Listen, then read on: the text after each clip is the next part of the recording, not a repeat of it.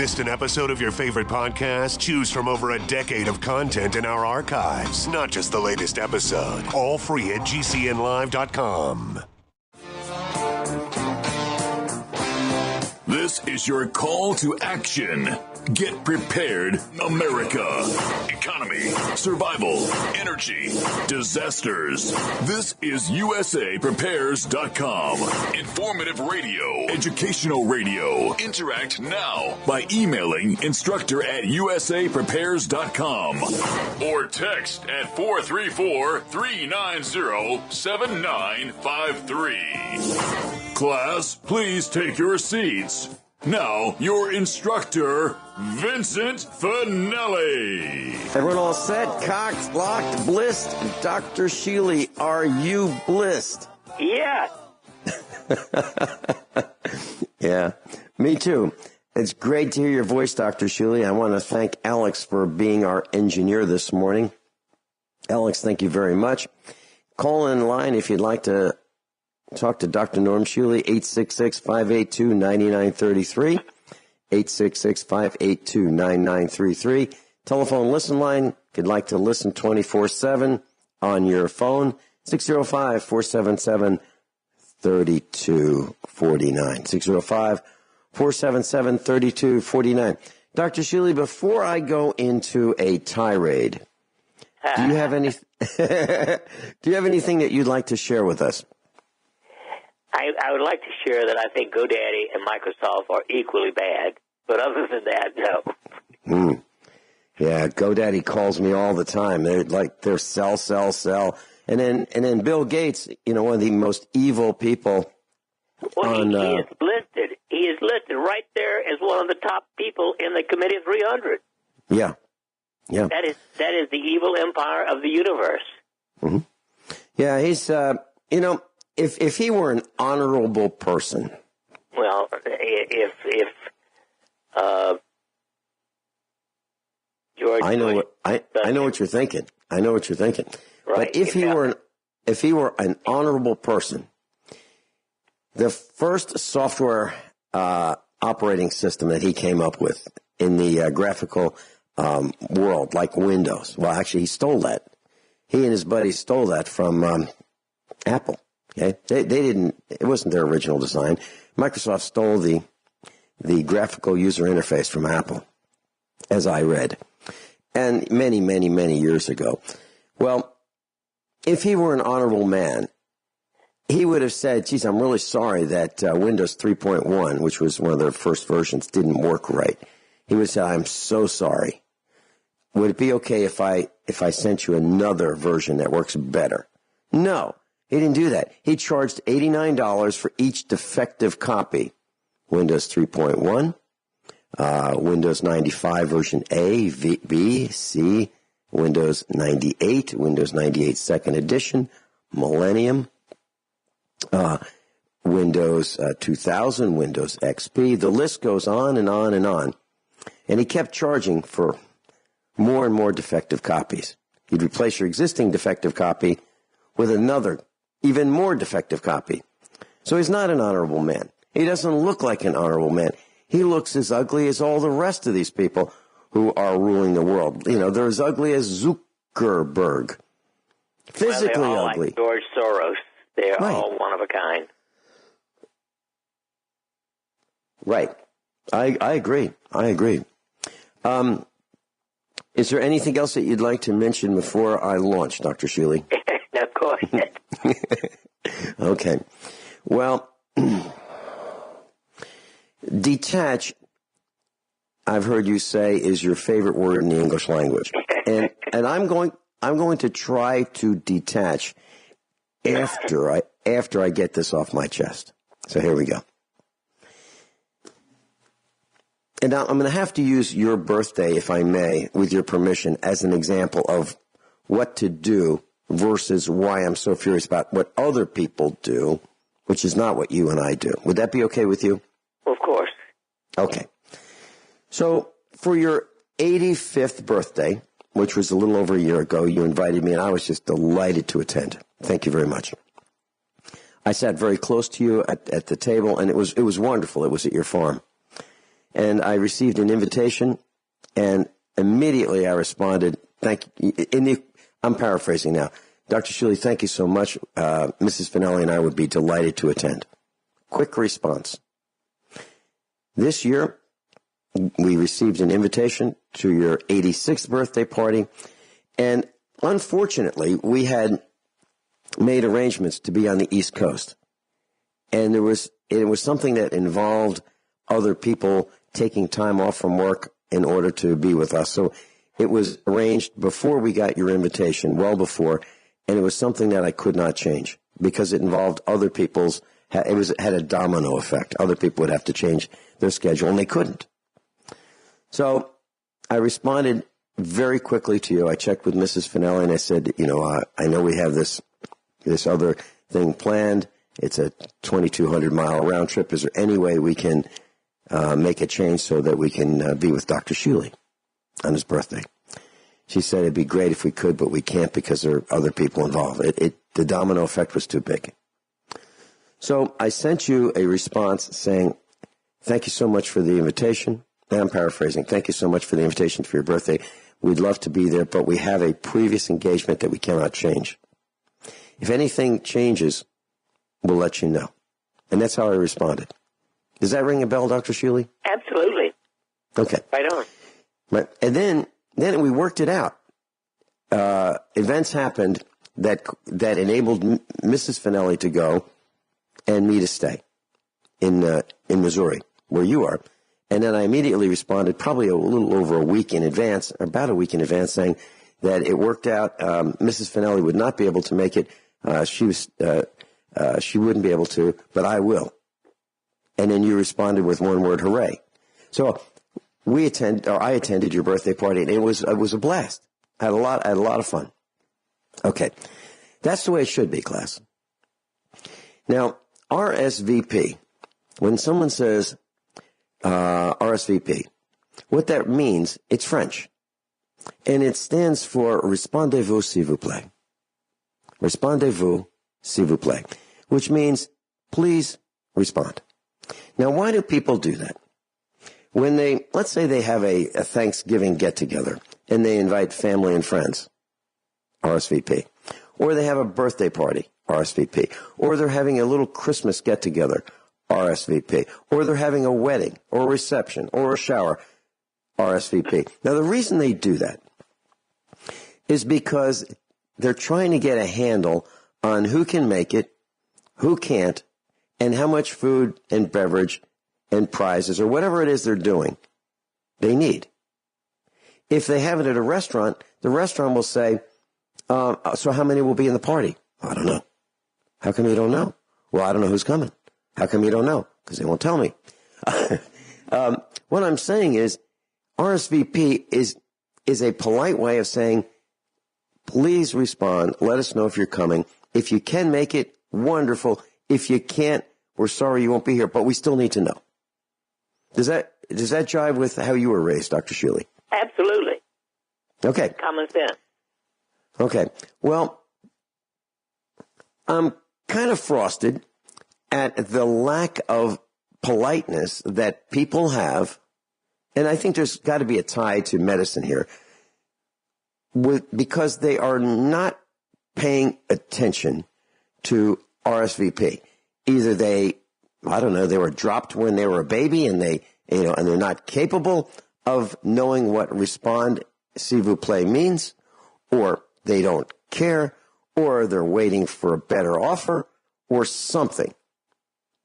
And this ties all the way back to the expos, the Get Prepared expos. And I guess maybe that's why I'm so frosted. People say, hey, when are you going to have another expo? I don't think I am going to have an expo the way, we used to, where we'd have thousands of people. No, you know why? Because in order to have an expo, and this is the same thing as a birthday party and everything else, in order to have an expo, we would have to commit to a venue, a convention hall, 9 to 12 months in advance. We'd have to put money down, a substantial deposit down, thousands of dollars in order to reserve that hall. Well, I would say, okay, let me see how many people are interested in attending, exhibiting, and so forth, how big of a hall we need. And I'd call them up, and I'd say, we're planning on having an expo on this date. Would you like to attend? I don't know. How come? Well, because it's 9 months out. Okay, you mean your calendar's booked 9 months from now? No, but, I don't know what's coming up. So they'd say, I tell you what, 30 days before the expo, give me a call back. They can't plan. They can't plan in advance where they're going to be. Now, I understand that things happen. I understand that there are emergencies and people get in accidents and all kinds of things. But for an event that's a big event, why can't you plan and make a commitment? Look at the calendar, take a week or so, and say, all right, I think I can do it, and then respond and mean it. People can't do that today. And I believe there are lots of reasons why, and none of them is a good reason. Dr. Shealy, do you have any thoughts? Well, I'm waiting to hear yours. Okay. All right, my thoughts are this.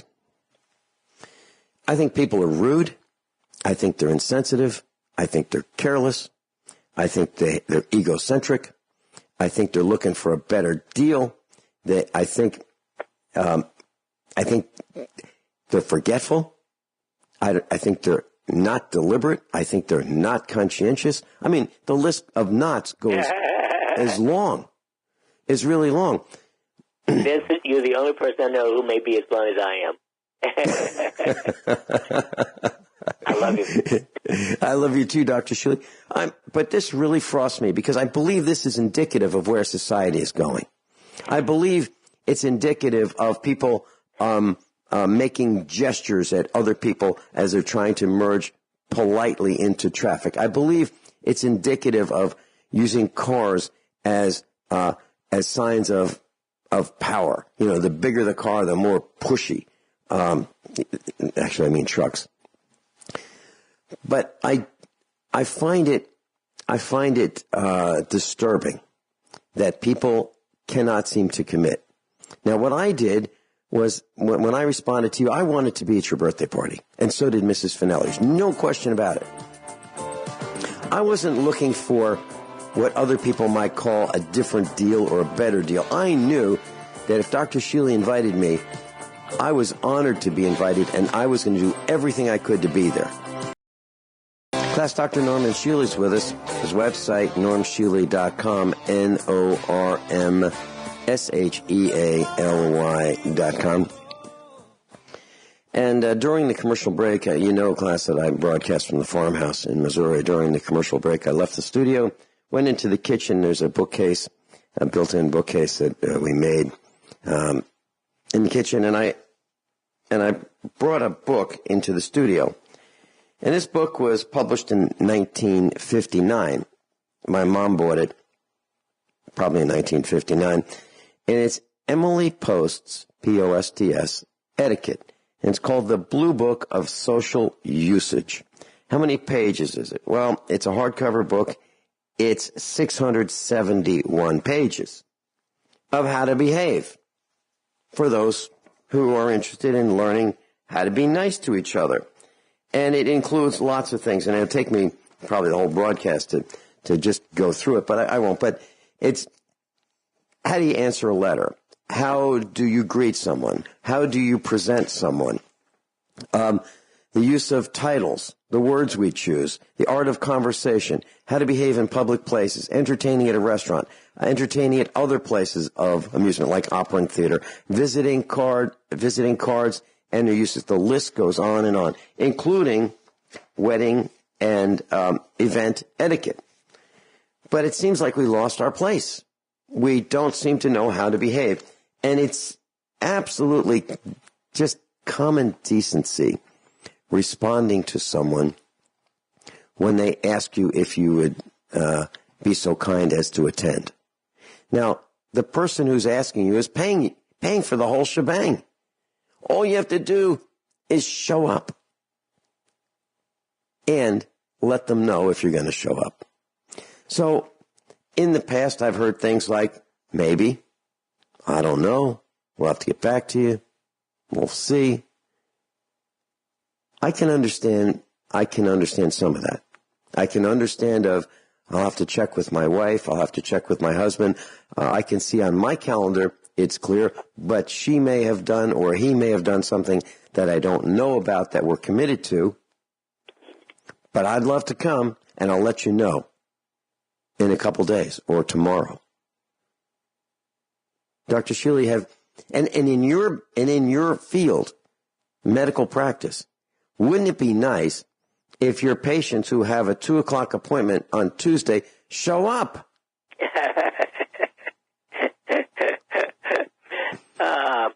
About somewhere between 15 and 20% don't show. Do they have good reasons? Well, they don't tell you, so you don't know. All right. So I've decided to limit my my circle of friends. If they can't be so kind as to respond, why would I consider them my friends?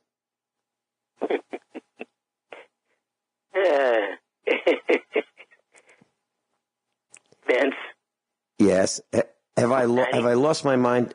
Have I lost my mind, Dr. Shealy? No, you're responding to what are normal, abnormal circumstances. 97.3% of people do not take care of themselves. That tells you a lot about people. Right. To me, it is unbelievable that someone would allow themselves to become fat. That is, gluttony in many respects. Mm-hmm. Now, I know I'm going overboard in saying this, but 70% of Americans are overweight. Mm-hmm. And only 10% get any significant amount of exercise. And the average American gets 2.2 servings of fruits and vegetables a day instead of 5 or more. And 22% of Americans still smoke. I mean, put all those things together, only 2.7% of people have the essential habits of living healthily. So if they won't take care of themselves, you can't expect them to help be kind to other people. Don't all part of the thing. And that's where the medical connection I thought would be coming in. So if people are too lazy to walk around the block, too lazy to get up and turn on or off the television, too lazy to cook their own food, too lazy to get fresh vegetables from the supermarket because it doesn't come in an extruded tube or a dried package, too hard. If it's too hard to do all that, it's way too hard to RSVP. Dr. Shealy and I are talking about this epidemic of laziness and carelessness, and it's exhibited in many places. It's not just failure to be polite when responding to an invitation to someone's home or to an event. It shows up in the Walmart parking lot. People are too lazy to return their carts to the cart return. They just leave them wherever they are. Just leave them. They're not parking their cars between the lines. They're taking 1+ spaces. So if you take more than one space, you're actually taking 2. That means someone else has to walk farther. They're smoking in supermarkets, stores, malls, and public buildings. They know it's right on the door, no smoking. But that obviously doesn't apply to them, right? So they're careless, they're lazy, me first, and it's getting worse. Dr. Shealy? Well, day by day. But it starts at the top. Let's face it, the government sucks. I wouldn't, on a scale of 0 to 10, I'd give the government a 0. I agree. Of effectiveness. Our educational system, I don't know, I'd probably give it a 1, et cetera, et cetera. So when society has gone crazy or totally inadequate, what are you supposed to do? Well, you mentioned education system. Dr. Shealy, when I was in the very beginnings of my public training camp education, I'm talking maybe kindergarten, possibly into first grade, we were taught how to play nicely with our fellow classmates. You know, we were taught how to shake hands. We were taught how to introduce a new person. We were taught those things early on. You know, we weren't taught that tackling somebody in the hall was something we should be doing. But I see the devolving of society, and here's some more proof. So in California, there was a fire. It was called the Camp Fire, C-A-M-P, and that's where the fire started in this camp area of Paradise, California. A lot of people were burned alive. 86 people. 86 people were killed in the most deadly fire in California history.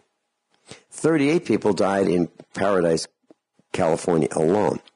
Well, they've been cleaning up, and they've hired these crews to clean up the burned out carcasses of homes, cars.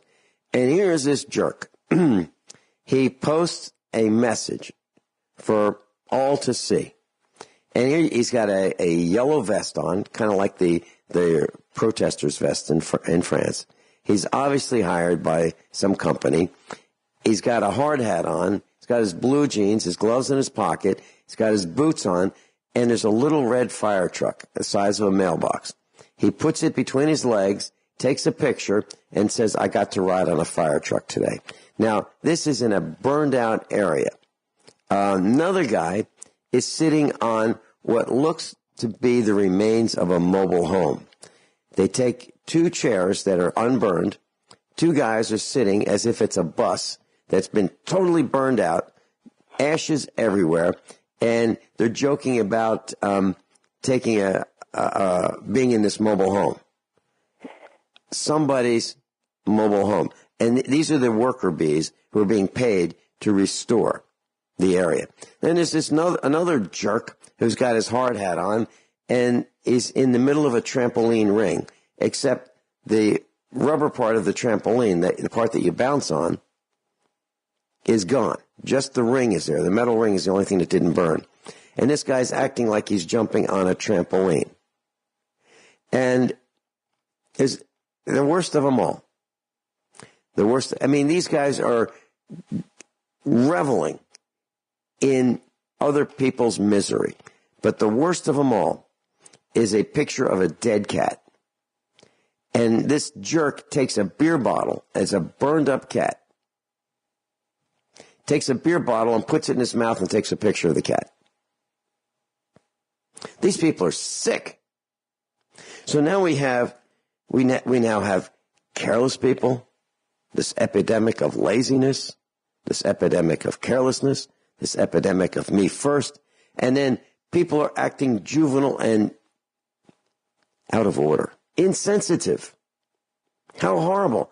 The whole village is burned down, and these jerks are hired to clean it up, and this is what they have to say. Look at me.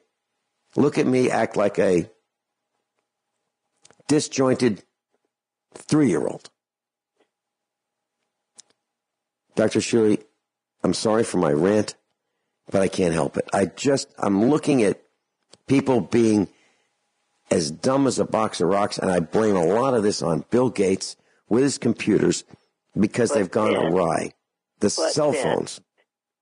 In 1979, John Knowles, who was a physician, cardiologist, president of the Rockefeller Foundation, wrote an article, Responsibility of the Individual, in which he says 95% of people are born healthy and become unhealthy because of human misbehavior.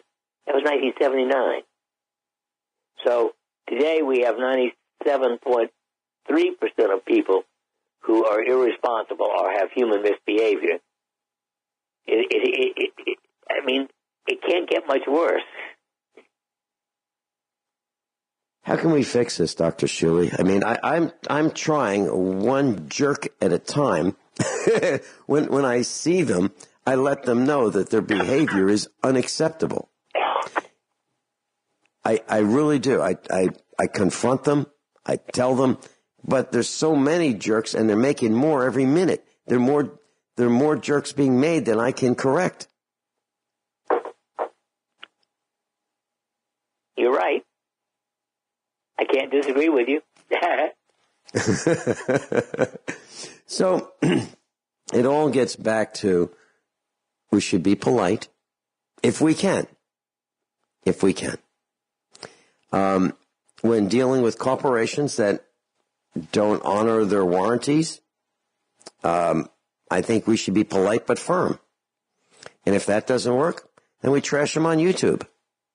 It's as simple as that. Maybe they'll get the message. Maybe they'll get the message. Well, the fire in California was over the top in terms of these people responded. By the way, they were fired. The people who took these images of themselves at the misery of others were fired. And they were publicly shamed, which I think is a good start. I think we need to duplicate Singapore. Caning in public square would be more appropriate. Okay. I believe people would respond to what I'd call real punishment, physical. Mm-hmm.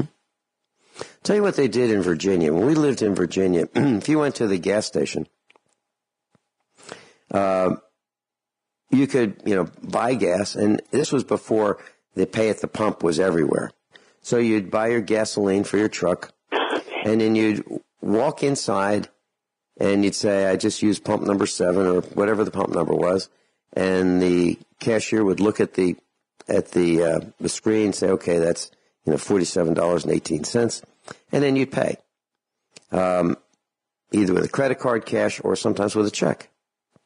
Well, behind the cashier was a board on the wall with people's names who wrote bad checks.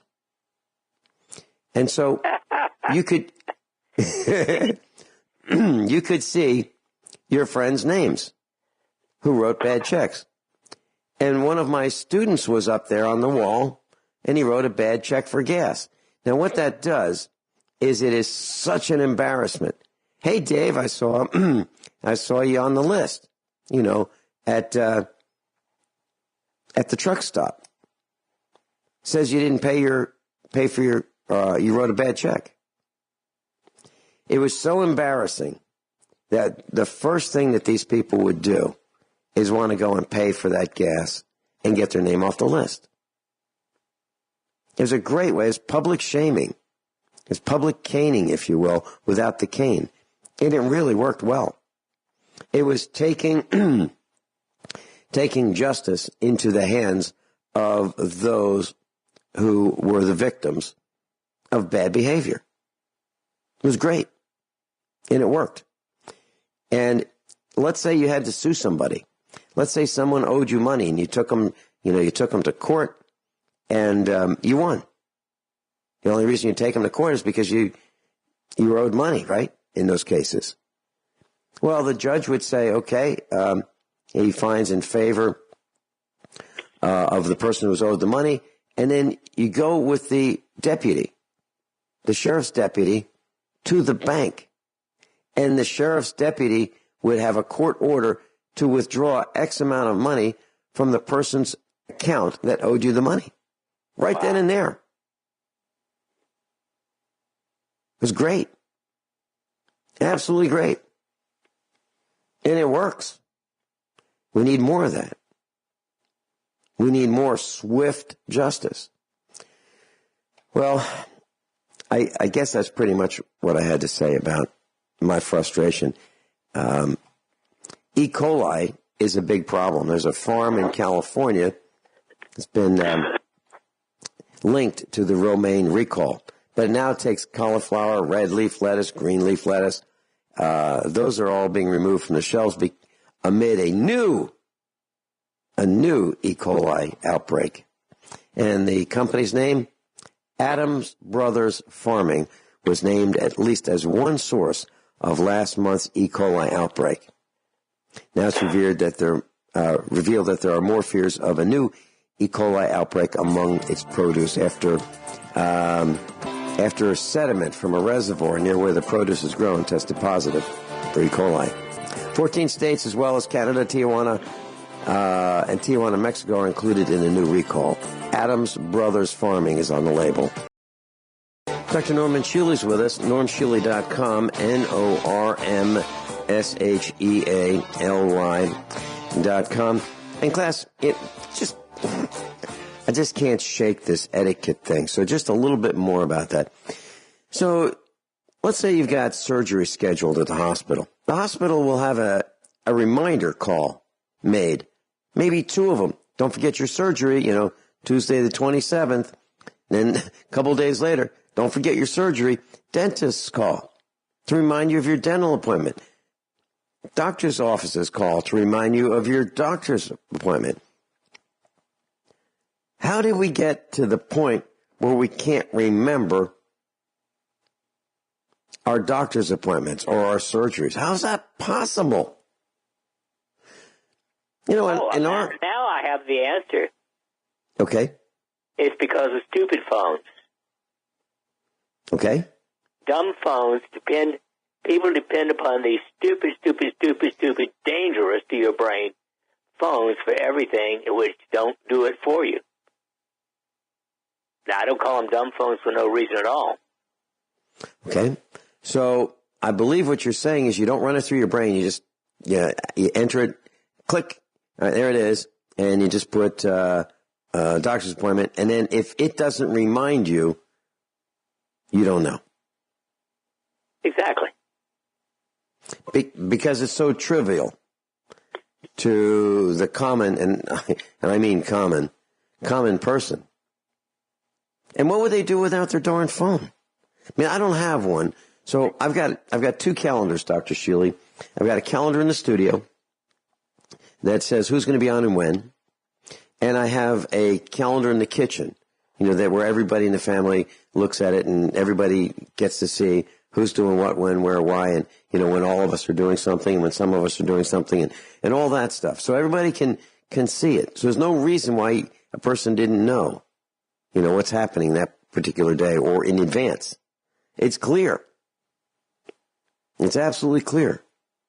And how much time does it take to respond to someone? To say, gee, I'd love to be there, but I can't, or I'd love to be there and I can. That's all they want to know. They were kind enough to invite you. The least you can do, is say, I can or can't be there. I'd love to come. Thank you so much for thinking of me. I got an invitation from one of our instructors, Dr. Shealy. It was an email invitation. And it's easy for emails to get lost, but I saw the invitation, and it was to an event at their house during the Christmas time. It wasn't Christmas Day, or it was, during those 2 weeks. Actually, Christmas is celebrated all month in December. There are Christmas parties going on December 1st at a hotel in Springfield, Missouri, in all the rooms, all the banquet rooms of this particular hotel. And I was there. I saw it. Well, it's immediately upon seeing this invitation, I went over to Mrs. Finelli and I said, we've been invited. I would like to go. Do you have anything scheduled that would prevent that? Would you like to go with me? And she said, sure, let's go. That's great. Nothing conflicts. And I responded immediately. And it said, if you know others, let them know. That kind of a thing.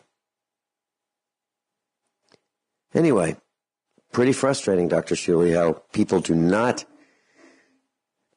consider it important enough to respond.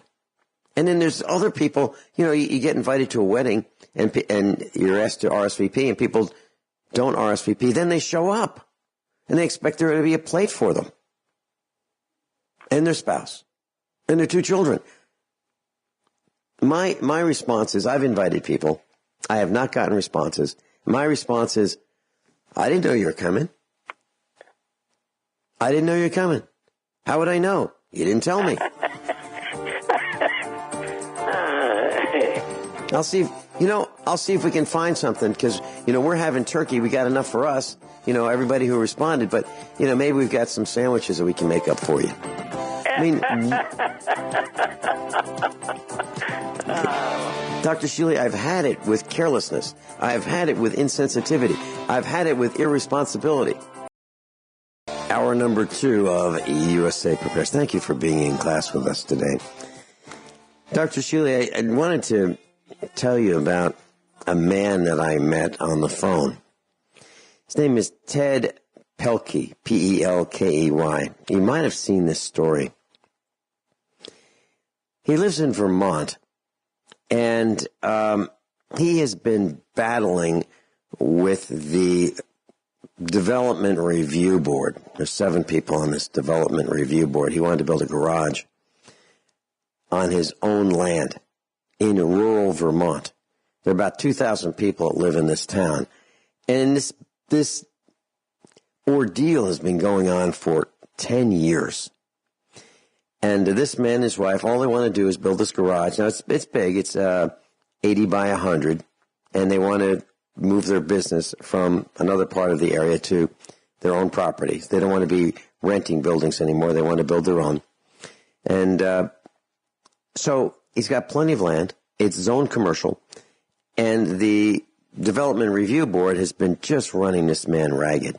He spent $100,000 on this process. And he's lost his temper. And so what he did was he commissioned a statue to be made, artwork. And it was made out of a great big log. And it's about 7 feet tall. And he stuck it on a pole up in the air, and it's a hand with the middle finger. Have you heard of this? No. But I like it. Yeah. Well, he's gotten worldwide attention. He's become a faculty member of USA Prepares. He gave out the information, who's doing it to him. He gave out their names, their rank. We gave out the phone number of this little town that's causing him so much grief.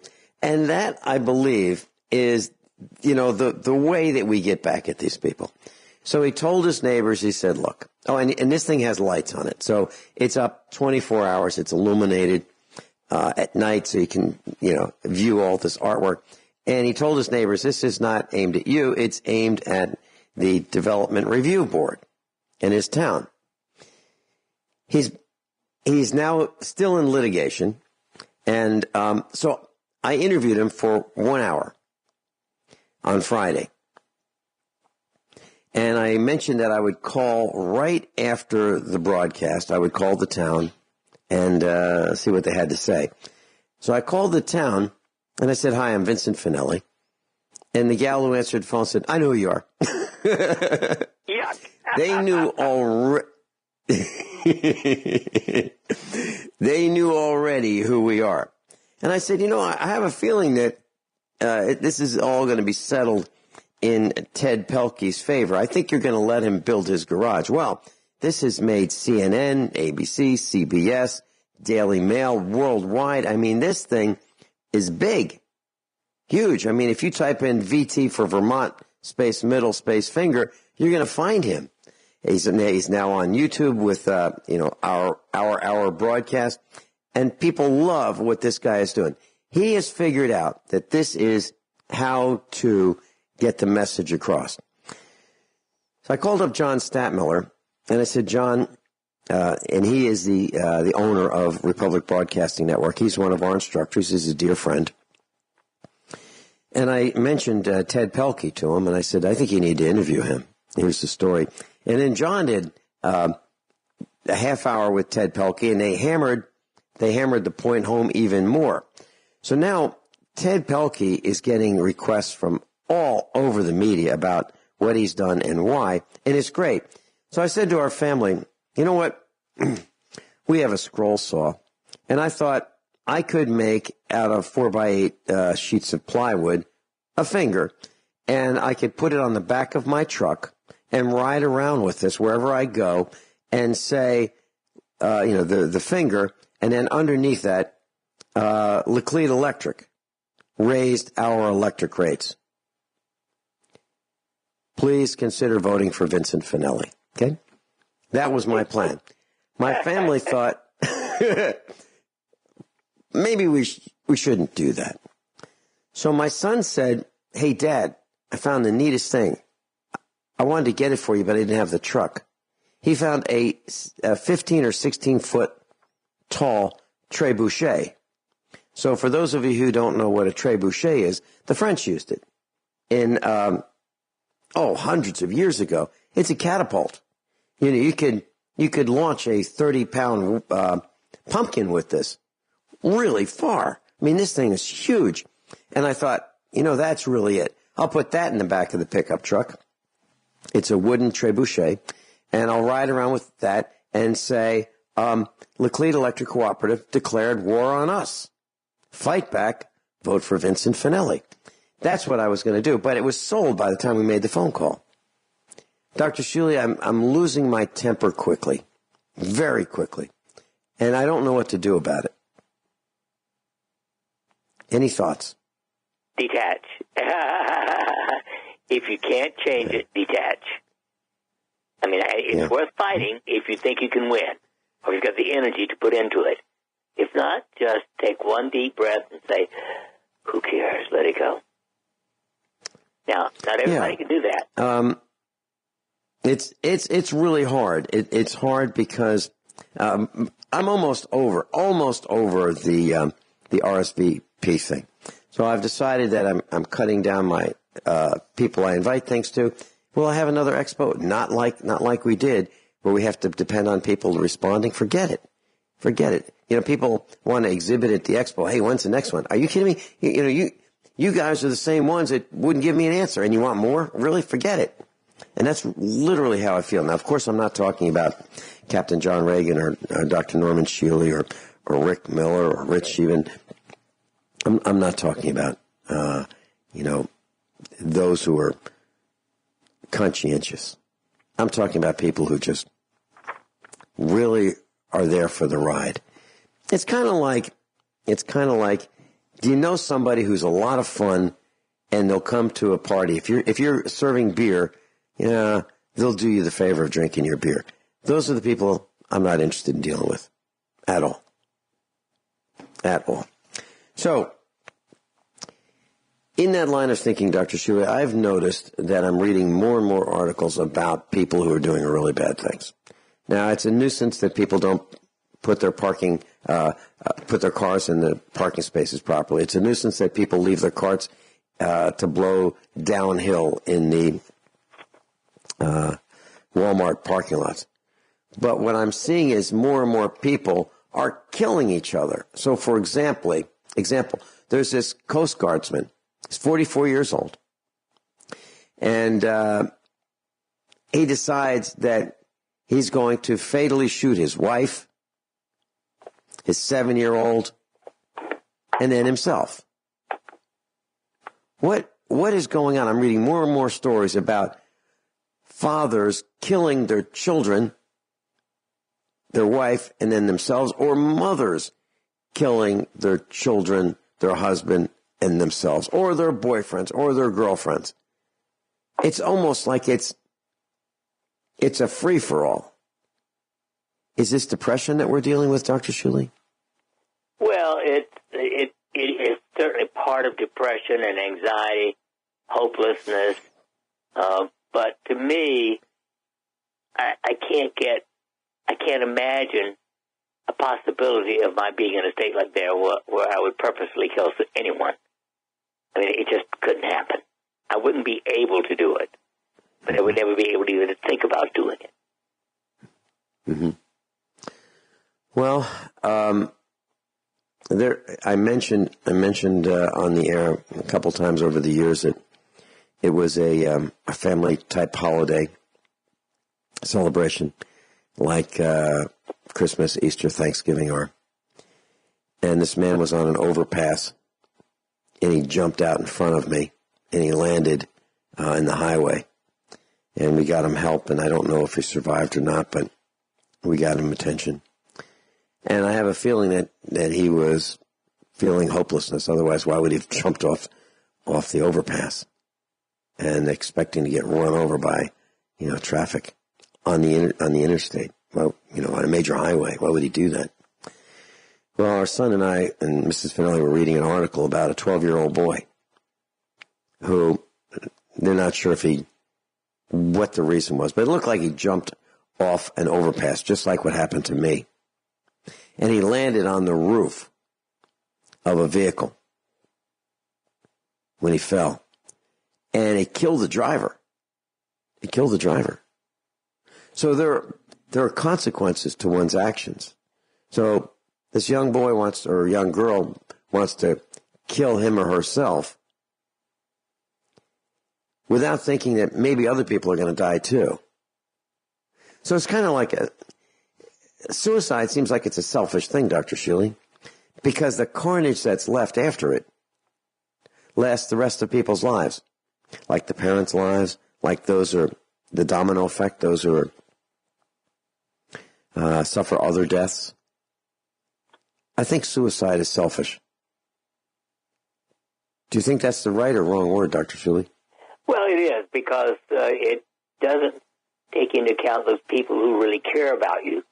It sort of flies in the face of, your family and friends who really don't want you to die and are made sad by it and suffer because of it. And nobody would want to hurt their family or their friends, in my opinion. Mm-hmm. Yeah, and let's say there were some survivors of this Miami-Dade police and Coast Guard officer. His name was John Presner, Presnar. He was 44. So he fatally shot his 39-year-old wife, Gretchen, and their son. And then think about that. If the family members, if your name were the same last name, you say, "Oh yeah, I remember. Yeah, you're part of the family with that guy that killed his family, right?" Think about that. How awful is that? Dr. Norman Shealy's with us. Website normshealy.com. NORMSHEALY.com.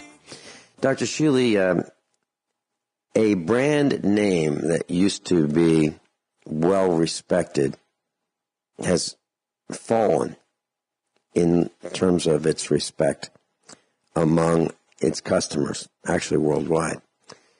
That brand name is Johnson & Johnson. And now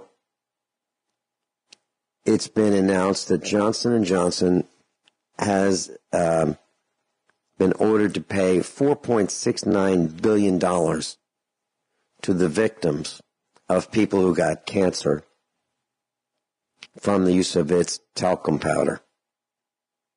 Johnson & Johnson. And the headline is, on Daily Mail, Johnson & Johnson knew for decades that asbestos lurked in its cancer-causing talc.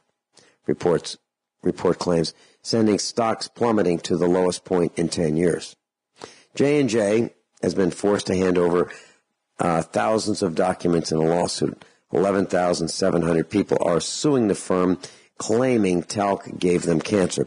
According to a Reuters investigation, the papers show that Johnson & Johnson staff from 1971 to 2000 knew that the powders sometimes tested positive for asbestos. The earliest mentions of tainted Johnson & Johnson talc that Reuters found came from 1957 and 1958 reports by a consulting lab. The damning report sent shares plummeting 8% on Friday, putting Johnson & Johnson on track to have its worst day in a decade. Johnson & Johnson baby powder. My mom used it when I was a child. No question about it. Women have used talcum powder on their bodies for years. They used it as a deodorant, then they've used it as an antiperspirant. And it's been linked to cancer. And Johnson & Johnson was pummeled in the court because of asbestos in their talcum powder. We don't use talcum powder here except for one thing. If we're putting a tire tube inside a tire, we lubricate the tube and the tire where they contact each other with talcum powder. And we wear a respirator when we do it, because we knew it was that dangerous. It easily becomes airborne, gets stuck in your lungs, and it is known as a carcinogen. Asbestos is known as a carcinogen. And Johnson's baby powder was tainted with asbestos, and the plaintiffs in this suit say it caused mesothelioma. Dr. Shealy, what is mesothelioma? Isn't that cancer of the lungs? Well, it's a very, very serious cancer. Mm-hmm. Class, that's the cancer that you hear these lawyers advertising on television. You know, if you've been in a military ship, and you've had lung cancer, call us now. You know, become part of the class action suit. Dr. Shealy, we used to trust Johnson & Johnson, you know, the Band-Aid company, the baby oil company, the talcum powder company. Let me explain to you my belief about Johnson & Johnson. One of their so-called subsidiaries, it doesn't matter because it's still part of Johnson & Johnson, bought the first public company that made tens of transcutaneous electromagnetic stimulators in order to destroy the product.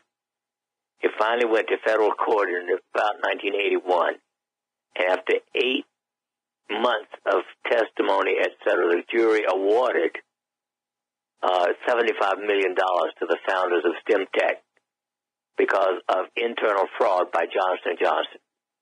So at least since 1971, I've considered them among the crooks like Bill Gates. Okay. They make good Band-Aids. That's about it. I have a story about Johnson & Johnson. There's a guy by the name of General Johnson, and he was the CEO.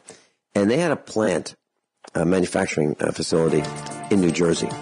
And General Johnson announced that he was coming to do an inspection of the plant. And the plant manager decided the place was a mess. I'll tell you what happened when we get back. You won't believe it.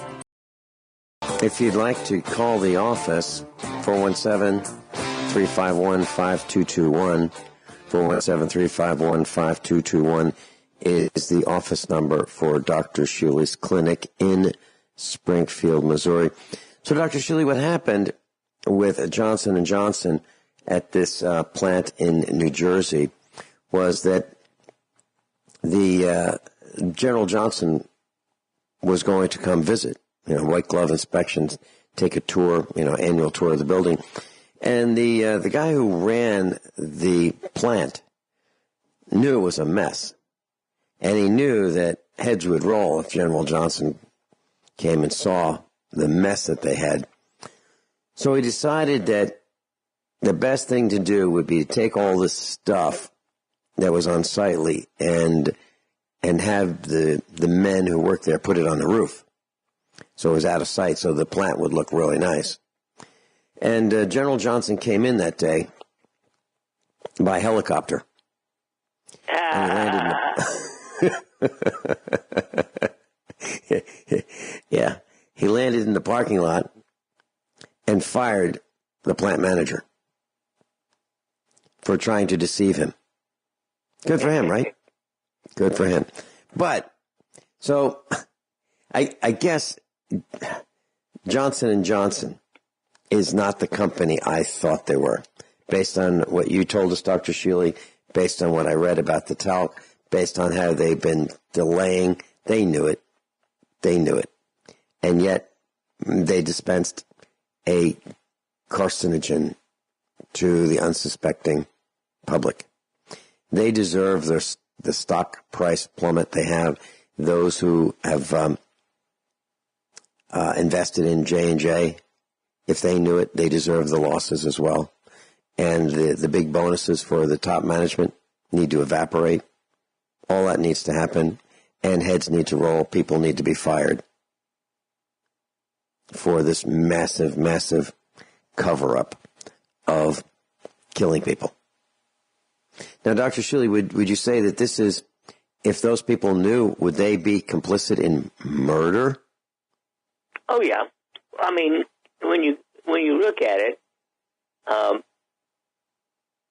Vince, who's complicit and who's responsible for climate change, seeding of clouds, and changing the temperatures of the globe?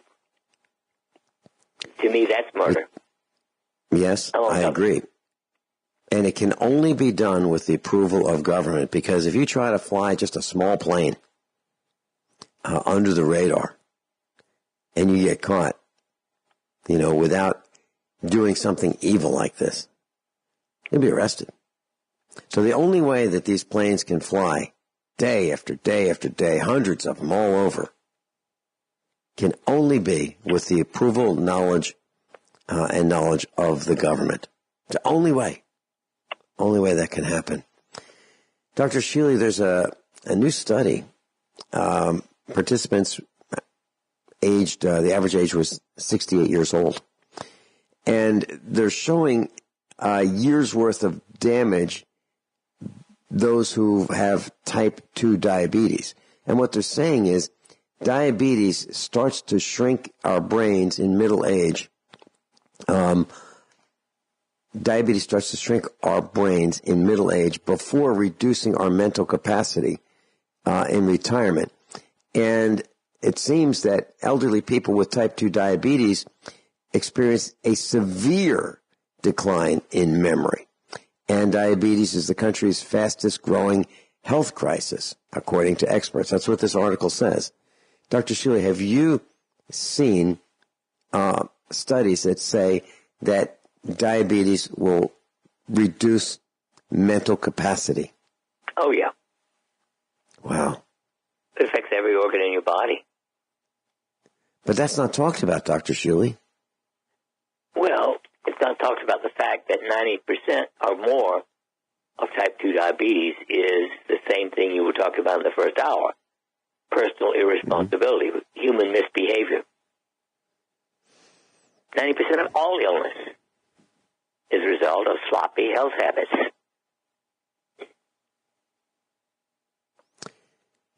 As I think about this, I just can't get it. It makes no sense, because if you eat all these wrong foods, it starts with somebody going to buy all these wrong foods. So if you don't want to eat them, don't buy them. It starts at the supermarket, the grocery store. If you think bread is poisonous, don't buy bread. Don't buy English muffins. Don't buy sub sandwiches. Don't buy pizza. The list goes on and on. I know it's everywhere. I know it. But I can tell you with 100% certainty, class, if I were to eat bread, my weight would increase. Just by adding one thing to my diet, wheat. I know it for a fact. I know my gut would be bigger. I know that. So you're right. It goes back to the guy I bought a car from. And he seemed like a nice guy. He was a truck driver. Told me he had diabetes. And I said, tell you what, here's the number. Call this number on Monday. Any Monday. 866-582-9933. Between the hours of 9 and 11 on Monday. You can talk to Dr. Shealy. He can give you some advice and counsel. It won't cost you a cent. It won't cost a cent. It's a toll-free number. All you have to do is dial the number. That's all you have to do. And it's been a couple years. We have not received that call yet. People will not take responsibility for their own demise. It makes no sense to me. Absolutely no sense. Now, 75 or more years ago, one of my favorite quotes from my father is, common sense is the uncommon commodity. So at least for, 3/4 of a century or more, my father knew that common sense was uncommon. It was uncommon then, it's 10 times more uncommon today. Why is it we know we're 100% aware that microwaves are dangerous? Most people know that. And yet, I've seen people put something in their microwave oven, walk right up to it, and look in the window, see how it's doing. Put their face within a foot. Really? I'm stunned, Dr. Shealy. I've seen people put plastic cups in microwave ovens. Did they miss that day in science class in elementary school where they learned that when most materials, when they're heated, they expand? Did they not see plastic melt in the heat? Did they think that there's no transfer of the plastic from the cup into their beverage? Do they think that it's okay to eat plastic a little bit at a time? How can this be? I'm stunned by the behavior I see in people. I see people who look like they don't have 2 nickels to rub together. They live in homes that are falling down. And when I drive by them during the day, I'll see their front porch light on. During the day. I don't do that. I make sure I am careful with the use of electricity. I don't want to waste it. Because at the other end where it's generated, there's all kinds of pollution. And even if I could afford to run all the lights in our county, I still wouldn't do it needlessly because of the pollution. I would love to hear suggestions, not necessarily now, but from our class. What can we do to fix this problem of so many stupid people? We're outnumbered. We're way outnumbered. These stupid people get to vote. They get to drive. They get to throw their... Now we know why the country's in such a problem. The average person is voting. I guess so. I guess so.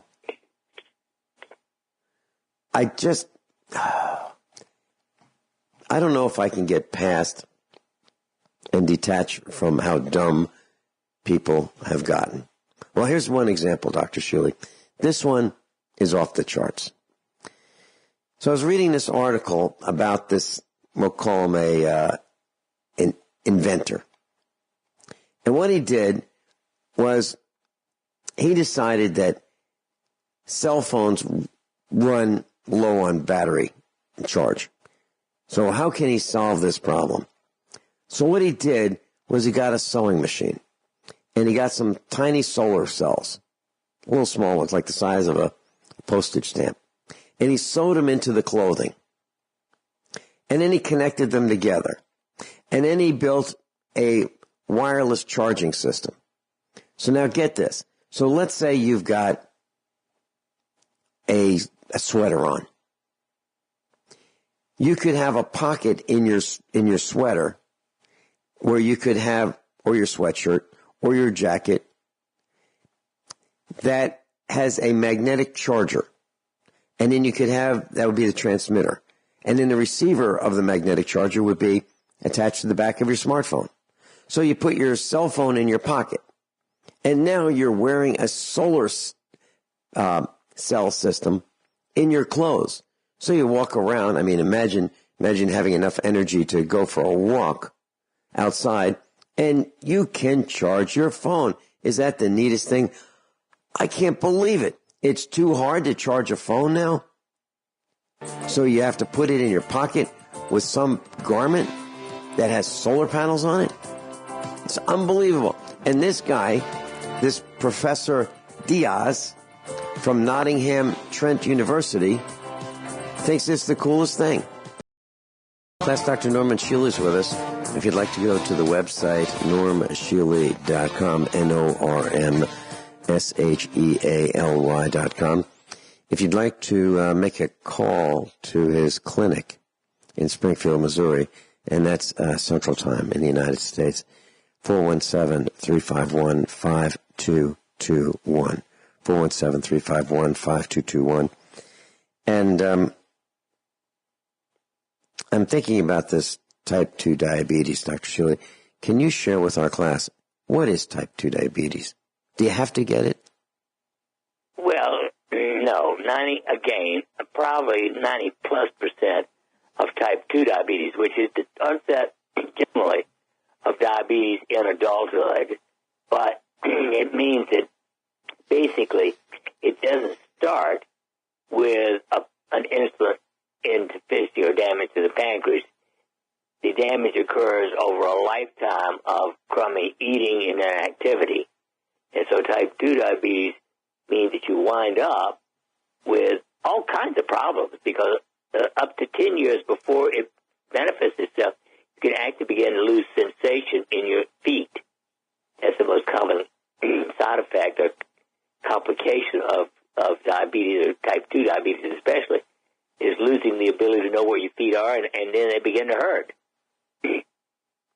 And the average physician only measures a fasting blood sugar, which is a waste of money and blood, in my opinion. You want your hemoglobin A1C. Hemoglobin A1C. If it is 5.9 or above, you are either pre-diabetic or already have diabetes. That's simple. Okay, and for a person who has been diagnosed with just having the beginnings of type 2 diabetes, what do you recommend that person do? What should happen? Immediately give up sugar and bread, wheat of all kinds. But also then start taking gymnema. There's a Chinese herb called Gymnema sylvestre. 20 milligrams of that 1 to 3 times a day can help regulate your blood sugar infinitely better than metformin. Okay. So immediately give up bread and sugar. So that means candy, donuts, all the stuff that tastes sweet. That is enhanced with sugar. Way too much sugar in our foods. Pretty much everything has either salt or sugar or both in them now. Give up sugar and bread and begin taking Gymnema sylvestre. And what was the dosage again, Dr. Shealy? 400 milligrams. Start with that. Depends on how much you need it. Whether you need it 1 to 3 times a day. And also a milligram of chromium. 1 milligram chromium. Okay. Now, is that in your youth formula, Dr. Shealy? No. I'm sorry. Essentials, Dr. Shealy, essentials. Well, there's a touch of, it trace them out, but not that much. Okay. All right. So in addition to your Dr. Shealy's essentials, which I take multiple times per day, and your youth formula, which is vitamin C plus MSM, you should be taking 400 milligrams per day of Gymnema sylvestre and 1 milligram of chromium. Right. Is that okay? I want to make sure I got that right. Dr. Shealy, so someone who's been diagnosed with type 2 diabetes, absolutely for sure, no question about it, all the symptoms, is their life shortened? Yes, unless they clean it up within the next 6 months.